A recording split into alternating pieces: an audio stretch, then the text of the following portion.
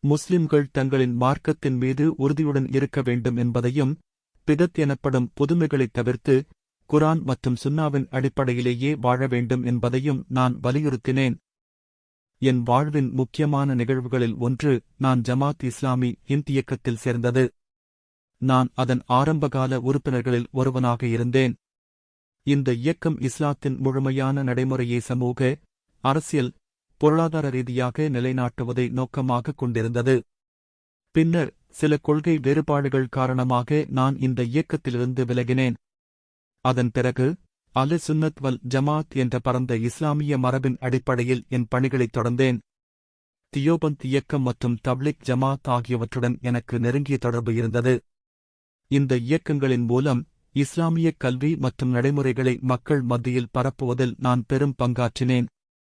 நான் அல்-பர்கான் என்ற இஸ்லாமிய பத்திரிகையைத் தொடங்கினேன். இதன் மூலம் இஸ்லாமிய அறிவு, தவா மற்றும் சமூக சீர்திருத்த கருத்துக்களை மக்களிடம் கொண்டு சேர்த்தேன். இந்த பத்திரிகை இஸ்லாமிய உலகிற்கு பல அறிஞர்களையும் எழுத்தாளர்களையும் அறிமுகப்படுத்தியது. இஸ்லாமிய சமூகத்தின் தற்போதைய பிரச்சினைகள் குறித்து சிந்திக்கவும், அவற்றுக்கு இஸ்லாமிய கண்ணோட்டத்தில் தீர்வுகளை வழங்கவும் நான் முயன்றேன். இந்தியாவில் இஸ்லாமிய சமூகத்திற்கு நான் அளித்த மிகப்பெரிய பங்களிப்பு அதன் ஆன்மீக மற்றும் அறிவுசார் வளர்ச்சிக்கு நான் ஆற்றிய சேவைதான். ஷிர்க் மற்றும் பிதத் ஆகியவற்றிற்கு எதிராக நான் கடுமையாகப் போராடினேன். இஸ்லாமிய நம்பிக்கையின் தூய்மையை பாதுகாப்பதும் தவ்ஹீத் கோட்பாட்டை நிலைநாட்டுவதும் என் வாழ்வின் தலையாய கடமையாக நான் கருதினேன். நான் மக்களை உண்மையான இறை வழிபாட்டிற்கு அழைத்தேன். என் வாழ்வின் கடைசி காலகட்டத்திலும் நான் எழுதுவதையும் கற்பிப்பதையும் நிறுத்தவில்லை. என் அறிவும் அனுபவமும் இஸ்லாமிய சமூகம் எதிர்கொண்ட சவால்களைத் தீர்க்கப் பயன்பட வேண்டுமென்று நான் விரும்பினேன்.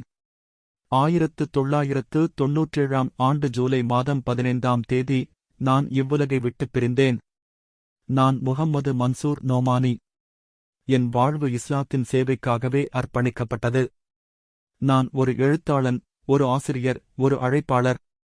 குர்ஆனும் சுன்னாவும் தான் இஸ்லாமிய சமூகத்தின் கலங்கரை விளக்கங்கள் என்று நான் நம்பினேன். என் படைப்புகளும் என் போதனைகளும் என் வாழ்வின் அர்ப்பணிப்பும் எதிர்கால தலைமுறையினருக்கு இஸ்லாத்தின் தூய பாதையைக் காட்டுமானால் அதுவே எனக்கு கிடைத்த மிகப்பெரிய வெற்றி.